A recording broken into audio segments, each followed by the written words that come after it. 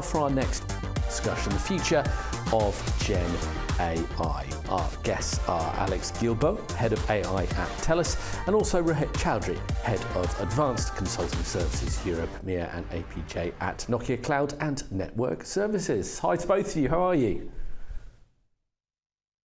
Very good as well, thank you. Excellent. Alex, good to see you as well. I was just adjusting my mic pack there. I could see you, but I couldn't hear you. But that's what happens after a networking break. I got far too involved in my sandwich and not enough in my mic pack. Right, we've got so much to get through over the next half an hour or so. So let's get to it. Looking at the future of Gen AI in this particular space.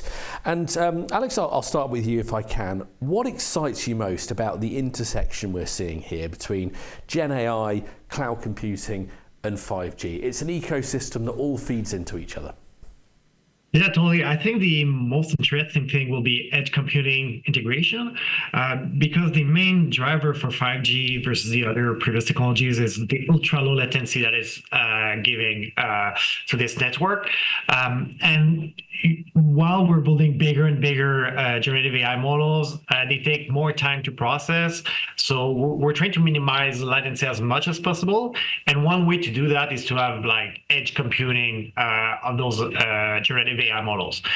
So any user wouldn't need to go through the core network, reach out to a provider in order to run the model, but actually run maybe a distilled model, a smaller model, just at the edge to get really almost real-time information from those generative AI models.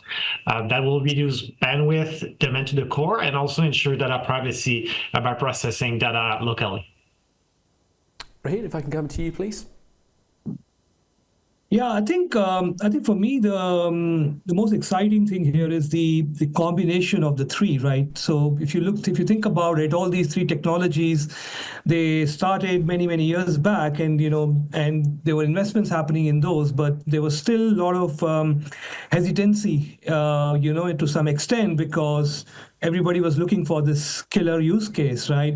And now, as you see, like there is a growth happening in all these three trajectories. Each technology is evolving, but in a way, they're also now going to fit very well in a jigsaw puzzle, and they're going to make it happen. The real use case what industry is looking for. So I think the excitement is increasing because on one side, 5G is, as Alex said, is bringing this ultra low latency, and the cloud is bringing scalability, but I think the AI and the Gen AI is making the intelligence happen, so that the real use cases, the decision making in real time is going to become more real, and we can exploit all the three technologies together. I think you've absolutely hit the nail on the head there, Rohit, and it's really something that's come to the fore throughout the event today, how the three technologies are working together. But if I could stay with you for a second on this one, Rohit, how do you see Gen AI really transforming industries that rely so heavily on 5G and cloud technology? Yeah, so I think I come from a telco background, and I think for me there are two aspects to look at it. So one, if you look at a traditional telco, everybody is now thinking about moving from a telco to a techco, right? But that decision, it has the key driver behind that decision is that in coming 3 to 4 years, I think the connectivity will only be less than 30% of your overall revenue. So the 70% of the revenue will come from digitalization. Now, when you think about that, you really need to find your space in that digital transformation world, right? What is the value you're selling to your end customer? So I think this is one area where Gen AI is going to make it really, let's say, useful for the telcos to move to this new business model, because it's going to create new use cases which you are going to take to your new verticals. So the whole journey when 5G started, just as another connectivity layer, and then going to some premium offers on 5G, and then now thinking about what verticals we can target. That journey is possible because of Gen AI. On the other side, I think Gen AI is able to create more efficiencies in the telco environment. So I think in terms of creating more predictive networks, predictive management, operations with less human interventions, all that is becoming real. So I see I think these are the two key dimensions. And the third dimension is when you talk about the verticals, when you go directly to the industries, whether it's manufacturing or healthcare, I think it's going to add that additional layer of intelligence where some of the use cases like health diagnostics and even auto manufacturing could become more and more real then. Yeah. Thank you. Alex? Yeah, right. That was a really good answer. So I guess I'll repeat a couple of things you said, but I think really generative AI will have a profound impact on every step of the value chain, and I think it's already starting. We see integration into customer surveying, into marketing, finance, product development, HR. Everybody can benefit from those technologies. But again, like if we go back to 5G integration with generative AI, I think the impact will be even more profound where we need ultra low latency. So as Rohit mentioned, in healthcare, that will be quite interesting what we'll see for remote healthcare data collection to help people that are isolated from the big cities. It will help to assess the diagnostics. It will tailor treatments and intervention to the people that are there based on their real-time data. It will also be really helpful for urban management, so to enhance surveillance, traffic control, energy management systems. All of that rely on high-speed data flows through 5G, and it's not always possible to connect everything through wire. So if those systems are relying on 5G, have ultra-low latency, and we can have generative AI on the computing edge, then we start to be able to leverage intelligence in all of those systems. It's very easy for us to stand here or sit here today and discuss all the many, many benefits that we're already seeing from this kind of marriage of technology. But what I want to dig into for a little bit now is some of the challenges that we're seeing in deploying Gen AI solutions in a 5G environment. Alex, if I could start with you, what are the challenges you are seeing at the moment, the main obstacles that need to be tackled and the blockers that are maybe stopping people getting the most from it? Yeah, I'll repeat the same thing again on ultra low latency. I think that's my theme today, but the main obstacle will be like deploying at the edge, for example, to have ultra low latency and 5G providing this ultra low latency connection and reaction to whatever data is collected is extremely important. But as you want to have more powerful model and more reasoning capabilities, you also need to balance this reasoning capability with the latency and the time it takes for the model to process information. So you need to find an innovative solution where you'll be able to respond quickly to what needs to be responded quickly and reason for a longer time for stuff that needs higher reasoning. We need to have new types of models that are distilled, so like smaller models, not those large language models that can tackle some more mundane, more easier tasks while having access to a core model that will take a little bit more time. There's a lot of research being done in that field right now. We've seen the release of DeepSeek R1 model lately that had innovative ways to use a mixture of experts in order to have low latency but high reasoning with pure weight. I think those innovation will really help to tackle those latency challenges that we'll be facing for sure. Rohit, if I can come to you with the same question on challenges and obstacles. Yeah, I think again, I would like to leverage on my telco experience. I think telecom world, when you talk about 5G and now with the cloud, I think it's a complex world still, right? We are trying to simplify it, but it's built over years and years and layers, right? So the network is a multi-layer network, it's a multiple technology network. So the data is so scattered and data is so complex, right? And cloud, although helping in the operations, but is also adding another layer of data into it, right? So I think the biggest challenge for me is data.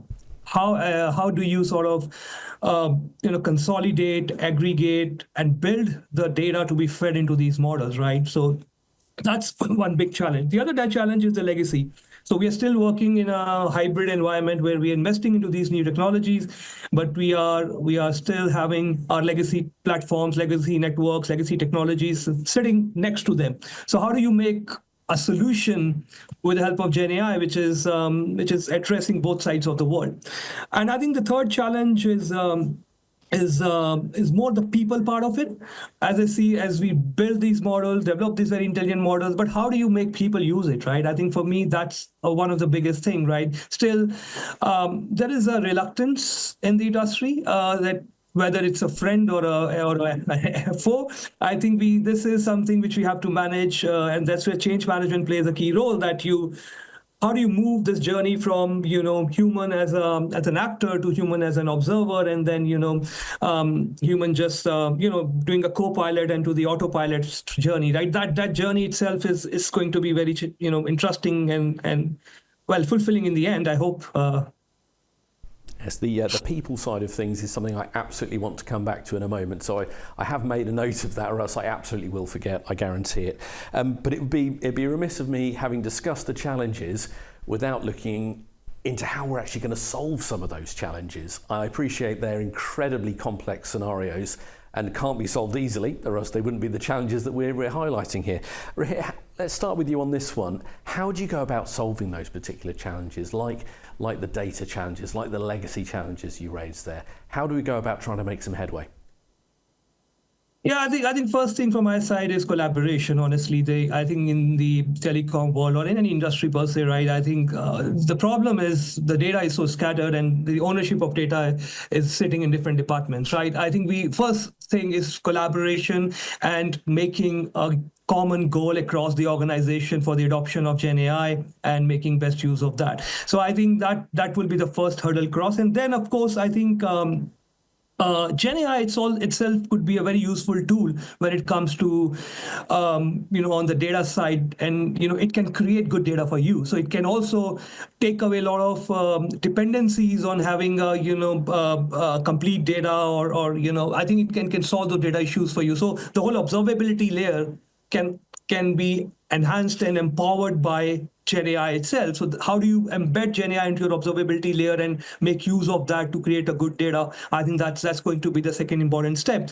I think the third important step for me is some early sort of a planning. That how do you plan for the future for next 2-3 years, that, okay, what is the journey you want to take? And then for that journey to happen, what kind of transformation you want to create, not only at the technology layer, but also at your people management layer and also at the overall your organization layer. I think that's something to be planned.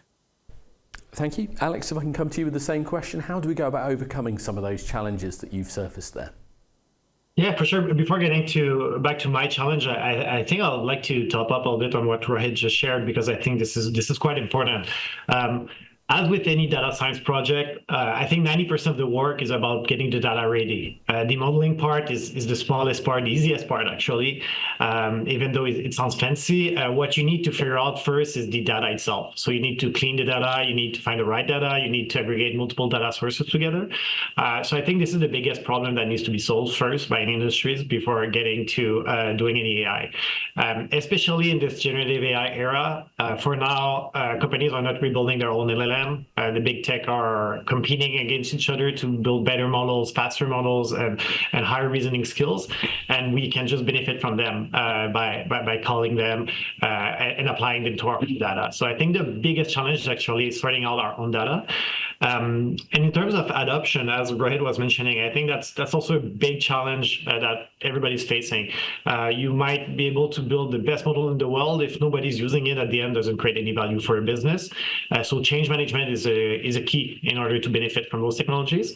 And through change management, one way that is really helpful to make sure people are incentivized to use it is actually to integrate into the current process. So if you create a completely different process, a different value chain where people need to go to use generative AI, you might create resistance to change or create some barrier before people really engage with those technologies.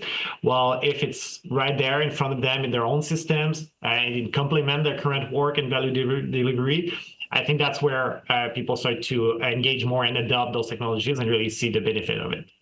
Going back now to the challenge I've raised, I've already kind of answered it, but in terms of latency, the way to keep latency really low, but having still high reasoning skills, we'll need to work with more advanced models, more advanced architectures, like a mixture of experts, but also have model partitioning and dynamic offloading. So being able to route the request to a core more bigger model, or to try to tackle it at the edge with smaller models. So depending on the complexity of the request.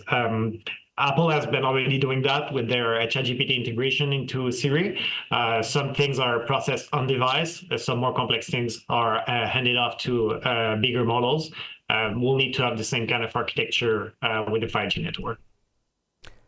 Thank you, Alex. I want to stick again with something you've both mentioned now, and that's the people side of things here, because I know one of the best bits of advice I was given when I first started working in this particular space was how often a technology problem wasn't actually a technology problem, it was a people problem, of actually how they were using the technology. I can see enthusiastic nodding there. That's long-suffering nodding, I think, there from you, Alex. If I could start with you on this one, how do we make sure that the people involved in using this technology are equipped to use it, can get the best out of it? Because you can have the most incredible tech stack, the most wonderful models that are known to man, but if they're not being used correctly, you're not going to get the true benefits from them. How do we make sure that people are part of this journey and use everything to their maximum potential? Are you starting with me? Sorry, yes, Alex, please, if I can start with you. Okay, all right, cool. It's a really, really great question. There's multiple ways we can answer this. I think one way to help in industries is actually to be top down. So having like an executive sponsorship around generative AI and an openness to test and try and also fail sometimes, where you can't really innovate if you're not trying new stuff, taking risks, taking bets, and sometimes telling. So there needs to be an openness to that at the top level of every industry. But then really intense democratization of those technologies needs to happen. We need to make sure people understand that right now they don't need to have a PhD in AI in order to use AI. We can use natural language now. We can create good prompts, and which are quite simple. You don't need, again, to study for years to become a good prompt engineer. You just need to explain what you're trying to get to in details before asking an AI to respond. So I think it's really a matter of democratizing, making sure people feel comfortable with those technology, understand that AI is not replacing your work, not as of now. We'll see how this evolves in the future. But right now, as many are saying, AI is not replacing work, but somebody using AI will be replacing work. So people need to adopt it. I see that a little bit as when we started to use personal computers. If somebody was hard-headed and they didn't want to use a personal computer at some point, their colleague using a computer will be much more efficient at their work and might be replaced. But if people embrace those technologies and start to use it, they will just be more efficient in their work. And this is good for them, both for them and for the industry as well. So I also think the best ideas will come by democratizing. If we have a single team thinking of AI in a company, they won't find the best ideas. They don't know what are the day-to-day tasks, the day-to-day challenges of each department. But if everybody is hands-on and using those technologies, trying stuff and learning by themselves, that's where you find the best ideas and the most transformative things. And also, I think if people are using it themselves, then the adoption is much easier because it's coming from them. Thank you, Alex. Rohit, for come to you next on that one, the big people question.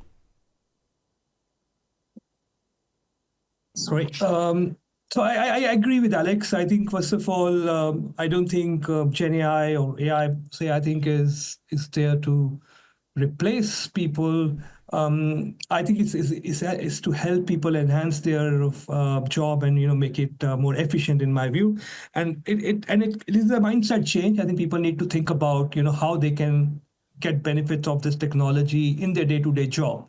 I think everybody has to think through it and apply this in the job. So that's the first part of it. But my feeling, and Alex, I don't know if you agree to that, is that with Gen AI, I think it's also a big shift. In the beginning, when we were thinking about AI, everybody was thinking, oh, we'll require more data scientists, right? We'll probably not require the telecom domain experts so much. It's more about data science people now. But I think now the models are there in the market. There are companies which are building, training the models. Now you need people who understand domain, who can do prompt engineering, who can really, adapt these models to the day-to-day use of the operation. So I think the need of the people who are working in the operation is much more relevant now when with the Gen AI coming into the play. So I think it's a shift which we have to design in the organization, the composition of the workforce, the role of the people. And that's, again, I agree with Alex, I think it's a more top-down approach. You need to identify your change champions in the organization, give them responsibility to educate more people, and then design this organization hand in hand with the technology. You cannot do it in sequence. It will never succeed in sequence. So let's look at some examples now, because it'd be very remiss of me to have the two of you here with all of your collective experience, and there's so many use cases of Gen AI I'm sure you will have seen over the last few years. Can you pick out a couple that have really excited you, that you've thought, this is why we have this technology, this is something that's making a fundamental difference, rather than just a small difference, a really fundamental needle-moving difference? Rohit, if I can start with you, what examples have really excited you? Yeah, so I think AI has been there in the industry for a while. I think we started using it for various things like anomaly detection or energy efficiencies. Those kind of topics started a few years back. But now with the Gen AI, I think few things which really excited me, or in fact, amused me as well. We tried to do something in the area of field force with one of our customers. There's so much of textual data in the field force, people going on the field, finding something not working, putting into a system and getting all the way 2-3 layers up to another service management layer. They're responding back. And there's so much text in this whole journey. And that text has been there for years and years, right? And that's intelligence. That's years and years of intelligence sitting over there. We could use Gen AI to convert that whole intelligence into a knowledge management model, where an engineer going on this field just asks a question and he's being educated by these years of intelligence telling him what should be his next step. That was amusing. That was amusing how he could chat to that, and then get that knowledge back. The other part which we have seen happening is in the network lifecycle management, how you deploy your CNFs and VNFs. At the moment, still, operators are investing a lot of money in the manual deployment cycle. We have been able to actually reduce that whole cycle by 30 to 40%. How did we do that? Is by automating your test automations, automating your HLD creation. So there's still a lot of time spending writing your high-level design, but that's all content creation which Gen AI masters in, right? If you give it the right input, it can create that right high-level designs, test cases, even automate the test, validation part. So that's a big efficiency. So I think these are some big levers. Now, of course, there are other areas like customer experience and AI agents and AI chatbots, which are useful. But for me, I think making some impact at the network layer, at the operations layer, was a big thing which I'm seeing happening now. Those are all fantastic examples, and I'm sure we could talk for the rest of the afternoon about a great many more. Alex, any you'd want to pick out that have particularly excited you? Yeah, well, we've developed so many, integrated that across all the company. We have community copilots. People are developing every day new generative AI copilots. Actually, we have, I think, over 4,000 currently running in the company. So I have tons of examples to share on how to support customer agents, how to support finance, how to support almost any part of the organization. But the thing that excites me the most might be I wouldn't say boring, but it might be the first use of generative AI that happened, and it's actually to assist coders. So we've known for years that peer programming is a really efficient way to code, something that hasn't been embraced that much in the industry because you need to pay 2 people and just 1 asset. So you feel like you're limiting people on 1 keyboard, but actually you have higher reasoning and better code at the end. So it's been proven over and over that peer programming is something great, but not as adapted as it could be. But I feel now we're entering a world where everybody has a peer programmer in generative AI.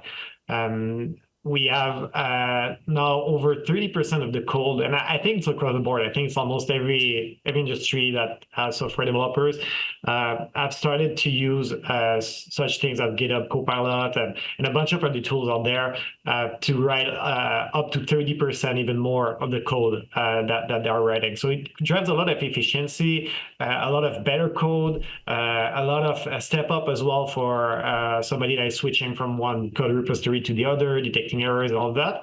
But what's really exciting about that is generative AI is already an old technology. It's moving that fast. Now we're talking about agentic AI. And what agentic AI is the integration of generative AI with functions calling. So not just answering by text, but actually performing some work for you. So really being a full assistant in your work and not just answering your question on the side. That will need to be empowered by software developers. So it's no longer data scientists that will be needed to do that. It's more people that are already interacting with the computer, creating functions, creating a new interface where people can interact with the computer.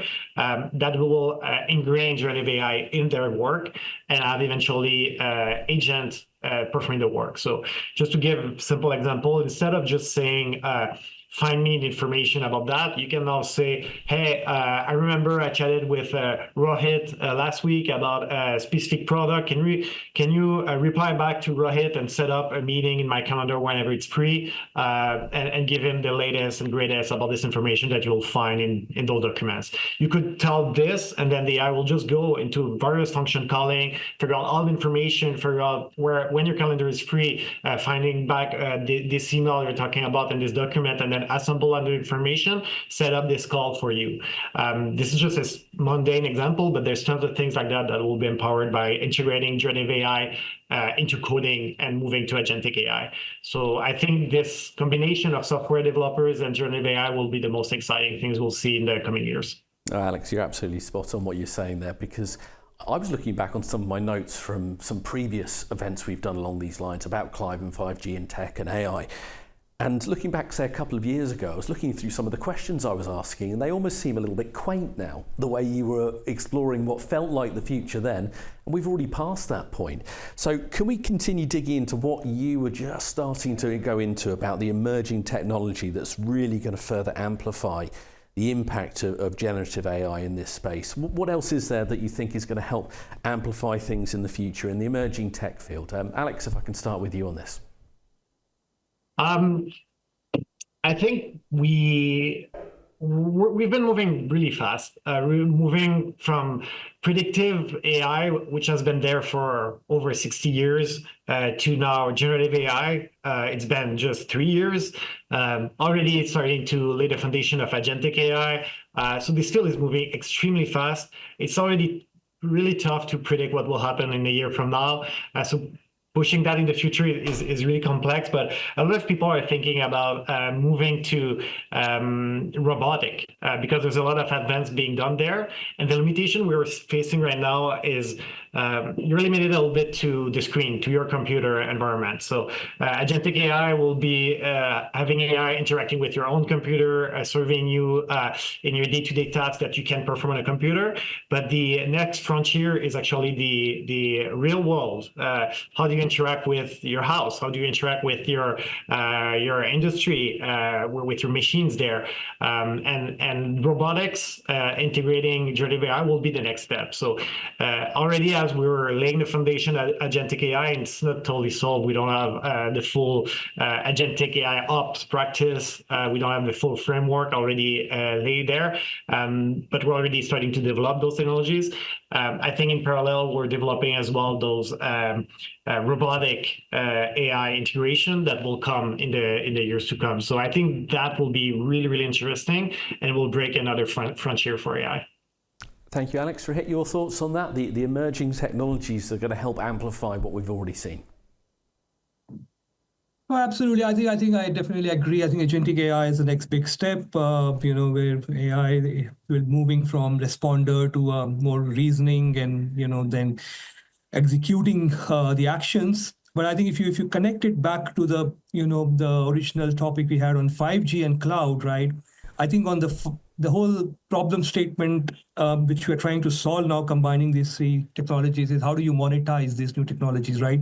So on the 5G side, I would say there's a lot of advancements happening there as well. When you talk about 5G slicing or edge computing, I think those things are becoming more and more advanced, which means that now we have to look at how can we bring the intelligence and the AI to the edge. I think that is going to be key. That decision making has to be more faster to the edge, and we can bring more and more applications to the edge. I think that is going to be another advancement. And then when it comes to slicing, I think we're still in early stages of 5G slicing. Although if you talk about fixed line slicing, in a way was already there many years back. But when it comes to 5G on mobile, I think slicing is going going to enable a lot of new use cases. And then if you connect it with the agentic AI and, make it more intelligence driven, dynamic slicing, that is where, the whole industry verticals will open up with these new technologies, right? And I think, of course, the next big, I would say the last thing which I would say is about this quantum computing, which is, I would say, still a little bit far in the journey, but it could be very disruptive when it hits us. And where I'd like to wrap things up is with some advice, really, because every progressive business or organisation within this space is wanting to be part of this Gen AI future. So where I'd like to finish is ideas from you. One thing these businesses should do, and one thing they shouldn't do if they're wanting to be part of this future. I know it's a two-part question. I hate two-part questions. They're terribly unfair, but I'm the host, I can. So it's my choice. Rohit, if I can start with you, one thing that these businesses should do and one thing you think they shouldn't be doing. Yeah, I think one thing they should do is take more practical steps. I think, break down the problem into things which are more impactful and less complex and more practical to deliver in short term. Start with that. Maybe it's some MVPs or whatever, but, more piecemeal approach, I would say, practical piecemeal approach. Things they should not do, I think they should not underestimate the complexity of data. So, and they should work faster on that. I think they should start building their data models, data governance, data, aggregation, observability, whatever is there. I think they should start fast working on that. So yeah, those are two important topics from my side. Rohit, thank you very much. And Alex, you're the lucky one. You had slightly longer to collect your thoughts on that, put you on the spot question. Your thoughts, one thing they should do and one thing they shouldn't be doing. I think a lot of industry would be thinking that right now they need to jump on the bandwagon as fast as possible to not be left out. I think that's true. Like it's available and they should embrace the technology and use it as soon as possible. But I think the most important thing is not to integrate LLM as of today, because the LLM they will integrate today will be already past, and with like there will be a cheaper technology coming in tomorrow that is more powerful than what is today. So I don't think integrating it today in every process is the most important thing companies need to do to be prepared for the future. I think really, again, it's about data. Document everything. Now generative AI can take an unstructured document, take text, understand, reason upon it, and take informed action based on it. If your company has everything in experts' mind, then an AI won't be able to learn from those experts. It needs to look at the data itself and get to know your business in order to be able to do the advanced things that are coming, like agentic AI. So I would say the first step is really to document everything. That's the critical path in order to be ready for the future, way more than integrating LLM as soon as possible. That being said, I think it's available. You can already leverage it. Just don't do too complex integration that you'll need to rely on for your process. I think it's a good support for now that people should be using, but preparing the document is the most important thing. And secondly, I think the thing that they should avoid is going for the hype. I think we have all this tendency to think right now it's no longer OpenAI, it's DeepSeek that we need to go through and all that, and switching quickly from one to the other. That's not the gain. The incremental gain you're getting from all of those is meaningless for your own industry. The most important thing is finding the right problem to solve, not to figure out how to use AI in your company. And I've seen a lot of companies fail because they just go for the hype. We've seen all other hypes in the past, like blockchain, integration in business, IoT, and a bunch of other things. The most important thing is about understanding your right business problem and finding the right tool for those. Generative AI is coming with various new tools, and they can probably solve a lot of things, but don't think about using generative AI in your industry. Think more about what's the right problem right now to solve, and probably generative AI will fit in, but don't force it. That's a huge amount of advice in a very short period of time, but that is where we're going to leave things for now. Rohit, Alex, thank you so much for joining us here at Cloud and 5G Live. Really enjoyed our conversation today. Later. Thank you very much. Absolute Good evening. pleasure.